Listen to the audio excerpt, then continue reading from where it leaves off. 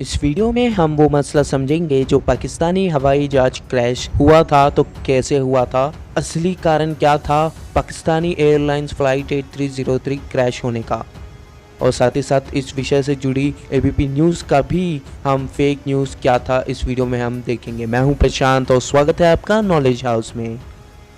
Video में सबसे पहले एबीपी न्यूज़ का फैलाया हुआ ये फेक न्यूज़ सुन लीजिए। ये न्यूज़ में फेक न्यूज़ क्या है आपको मैं बताऊंगा। ये देखिए, ये तस्वीर देखिए आप, ये तस्वीर देखिए, एक्सक्लूसिव तस्वीर है ये। एयरबस 320 की एक्सक्लूसिव तस्वीर इस वक्त आप एबीपी न्यूज पर देख रहे हैं, जिसमें प्लेन में आग लगी हुई साफ तौर पर दिख रही है। एक शख्स ने अभी जो चश्मदीद था उस इलाके में, वो भी यही बात कह रहा था कि मैंने इंजन में आग लगते हुए देखी और बहुत नीचे हवाई जहाज था और उसके बाद अचानक बहुत भयंकर आवाज आती है और धुएं का गुबार देखने को मिलता है और उसके बाद मौत और जख्मी लोग।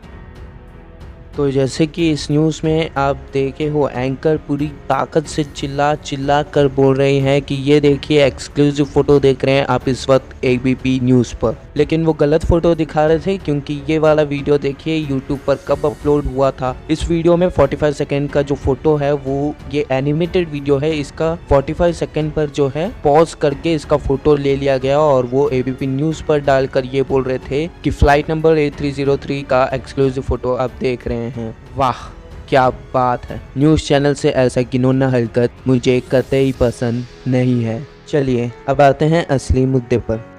तारीख 22 मई 2020 को Pakistan international airlines flight number 8303 ने अल्लामा इकबाल इंटरनेशनल एयरपोर्ट से उड़ान भरी। विमान में टोटल 91 पैसेंजर्स और 8 क्रू मेंबर्स मौजूद थे और इस विमान का चलाने वाले पायलट का नाम सज्जाद गुल और फर्स्ट ऑफिसर का नाम उस्मान आजम था।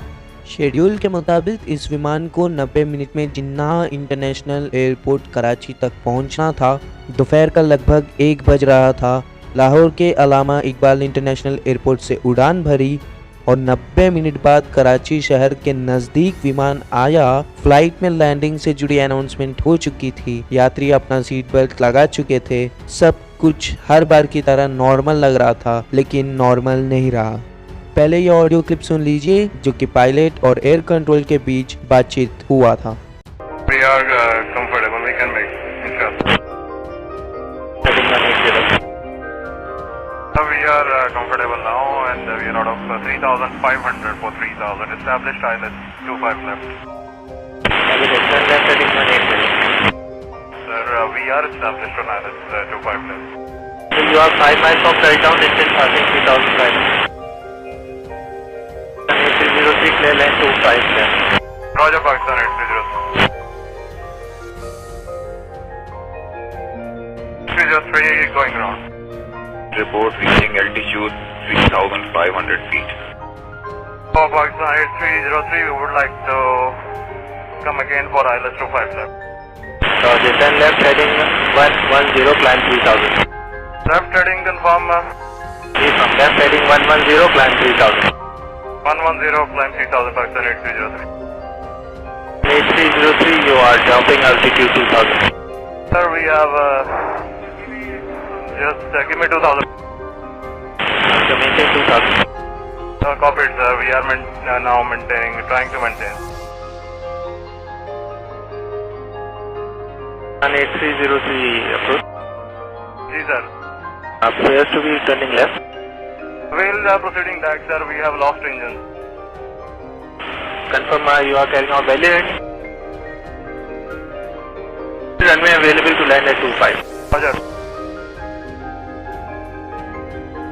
Clear, Mayday, Pakistan 8303. Pakistan 8303, Roger sir, both runways available to land. जैसे कि अगर आप ध्यान से सुने होंगे ऑडियो क्लिप को, तो आपको पता चला होगा कि पायलट के आवाज़ में कोई घबराहट हमको सुनने को नहीं मिला, जबकि मौत उनके आंखों के सामने था। खैर, ये विमान कराची के शहर के नज़दीक पहुंचा और जब विमान लगभग 24 किलोमीटर की दूरी में था कराची से, तब 10,000 फीट की ऊंचाई में था, जबकि इस फ्लाइट को 7,000 फीट की ऊंचाई में रहना था। एयर ट्रैफिक कंट्रोल ने पायलट गुल को सावधान किए थे, लेकिन जैसे कि आपने ऑडियो क्लिप में सुना, पायलट ने कहा कि वो हाइट से कंफर्टेबल हैं, पायलट विमान को लैंड करा सकते हैं। और फिर जब ये विमान कराची जिन्ना एयरपोर्ट से 10 मील यानी कि 16 किलोमीटर की दूरी में था, तब ये विमान 7000 फीट की ऊंचाई में थी, जबकि 3000 फीट की ऊंचाई में इस विमान को होना था।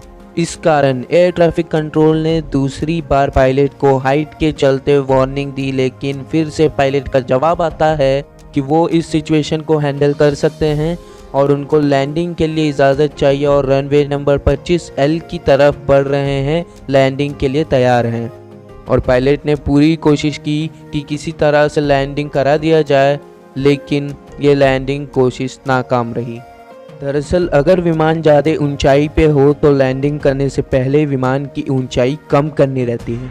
इस ऊंचाई को कम करने के लिए पायलट फ्लाइट को दाएं या बाएं तरफ घुमाते हैं और इस प्रक्रिया को ऑर्बिट कराना कहते हैं, लेकिन पायलट गुल ने ऐसा नहीं किया। क्यों नहीं किया? पाकिस्तानी अखबार डॉन के रिपोर्ट के मुताबिक उनके कोलीग्स का कहना है कि पायलट गुल के ऊपर मैनेजमेंट का प्रेशर था।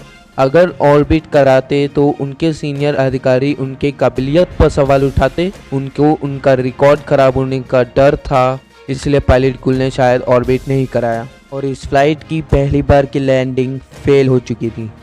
इसके बाद पायलट गुल ने एयर ट्रैफिक कंट्रोल से गो अराउंड की इजाज़त मांगी।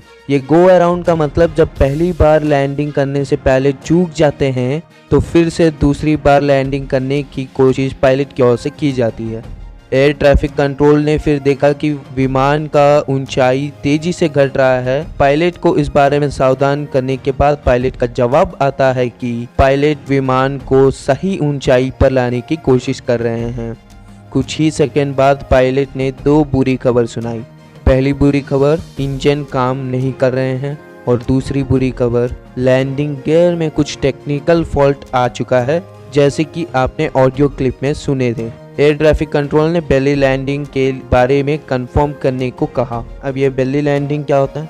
बेली लैंडिंग मतलब जब लैंडिंग गियर में फॉल्ट आ जाता है और इमरजेंसी लैंडिंग कराना पड़ता है तो पेट के बल एरोप्लेन का लैंडिंग कराई जाती है, और ये बहुत खतरनाक होता है। लैंडिंग गियर में टेक्निकल फॉल्ट आने के चलते जो एयरप्लेन का चक्का होता है, जिसको टेक्निकल भाषा में अंडरकरेज कहते हैं, वो भी काम करना छोड़ देते हैं। इसलिए हवाई जहाज के नीचे हिस्से से लैंडिंग करा दी जाती है और अब फ्लाइट नंबर A303 की इमरजेंसी लैंडिंग की तैयारी हो गई थी। एयरपोर्ट में दोनों रनवे 25L और 25R खाली करवा दिया गया, लेकिन इस वक्त RAT भी एक्टिव हो गया। RAT यानी कि रैम एयर टर्बाइन, और इस RAT का एक्टिव होने का मतलब है कि अब दोनों इंजन काम नहीं कर रहे हैं। अब ये इंजन काम करना बंद हो गया था। पायलट ने ये बुरी खबर ATC यानी कि एयर ट्रैफिक कंट्रोल को सुनाई। उसके ठीक लगभग 12 सेकंड बाद पायलट की पुकार सुनाई देती है, मेडे मेडे मेडे। ये मेडे आपने भी ऑडियो क्लिप में सुना होगा और ये उस विमान से आखिरी संपर्क था। मेडे का मतलब होता है मेरी मदद करो, फ्लाइट में हमारी जान खतरे में है। ये एक इंटरनेशनल डिस्ट्रेस सिग्नल होता है। कोई जहाज या विमान खतरे पे होने पे पायलट 3 बार मेडे मेडे मेडे पुकारता है। अक्सर कोई भी ये शब्द पायलट या कैप्टन के मुंह से सुनना नहीं चाहता। ये मे डे फ्रेंच भाषा के मे डे से बनाई गई है। मुश्किल स्थिति में पायलट ये मे डे को 3 बार बोलते हैं और कैप्टन गुल ने भी यही किया और वो आखिरी संपर्क था। इसके बाद कराची में 2:37 PM को ये फ्लाइट कराची एयरपोर्ट से 3 किलोमीटर दूर मॉडर्न कॉलोनी में क्रैश हो गया। मॉडर्न कॉलोनी एक रेसिडेंशियल एरिया है और यहाँ पर लोग रहते हैं और इनके घर के छतों को चीरते हुए तोड़ते हुए एक गली में जाकर क्रैश हो गया और यहाँ के रहने वाले 8 लोग घायल भी हुए। इस विमान में टोटल 99 लोग थे और 97 लोगों की इस हादसे में जान गई और बाकी 2 बच गए और उन 2 में से एक थे बैंक ऑफ पंजाब के प्रेसिडेंट। इस हादसे में कुछ लोगों की लाशें इतनी बुरी हालत में मिली कि पहचानना मुश्किल हो रहा था, इसीलिए DNA टेस्ट के लिए भेजना पड़ा। वहाँ की सरकार ने इस हादसे में जिन्होंने अपनी जान गंवा बैठे उनके परिवार वाले को 10 लाख रुपए और जो घायल हुए उनको 5 लाख रुपए देने का ऐलान किया। खैर, ये हादसा हुआ क्यों, क्या कारण था कि दोनों इंजन एक साथ फेल हो गए, लैंडिंग गियर में क्यों प्रॉब्लम आया, ये सभी सवालों का जवाब आपको सही इन्वेस्टिगेशन होने के बाद पता चल पाएगा। वहाँ की SIB यानी कि स्पेशल इन्वेस्टिगेशन ब्रांच से पाल्पा खुश नहीं है। पाल्पा यानी कि पाकिस्तान एयरलाइंस पायलट्स एसोसिएशन। इसके नाम से ही आप समझ गए होंगे कि ये पाकिस्तान के एयरलाइन पायलट्स का संगठन है। पाल्पा का कहना है कि पहले भी क्रैश हुए हैं और उन क्रैश का भी SIB ने जांच किए, लेकिन अभी तक कोई भी रिपोर्ट सामने नहीं आया है। और इस बार पाल्पा चाहता है कि अंतर्जातीय संस्थानों को शामिल किया जाए और प्रॉपर इन्वेस्टिगेशन हो पाए, लेकिन ये जांच भी SIB के देखरेख में ही होगी।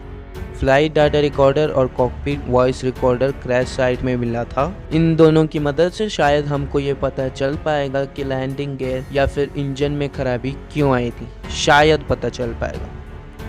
और सिविल एविएशन अथॉरिटी यानी कि CAA के मुताबिक पहली बार लैंडिंग कराने की कोशिश में इंजन्स रनवे पे 3 बार घसीटा गया। इंजन्स के जमीन से घसीटने के कारण चिंगारियां निकली थी और इसी कारण से इंजन खराब होने की संभावनाएं हैं, ऐसा CAA का कहना है।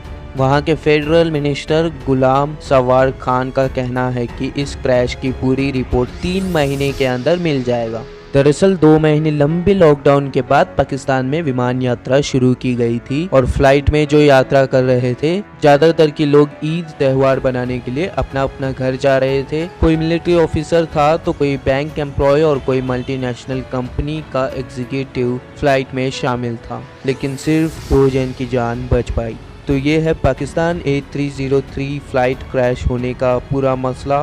पूरी जानकारी तो आपको रिपोर्ट के बाद मिल पाएगा और देखते हैं कि कम से कम इस बार SIB सही रिपोर्ट दे पाएगा या फिर हर बार की तरह इस बार भी जांच का रिपोर्ट सामने आएगा ही नहीं। इस वीडियो को आप अपने दोस्तों के साथ शेयर कीजिए और यदि आप इस चैनल पर पहली बार आए हो तो चैनल को सब्सक्राइब कीजिए और बेल आइकन को दबाइए। यदि इस वीडियो से रिलेटेड आपके पास कोई भी सुझाव या सवाल हो तो कमेंट बॉक्स आपके लिए उपलब्ध है। मिलते हैं अगली वीडियो में, तब तक के लिए आपका ख्याल रखना। इस वीडियो को पूरा देखने के लिए आपका बहुत बहुत धन्यवाद।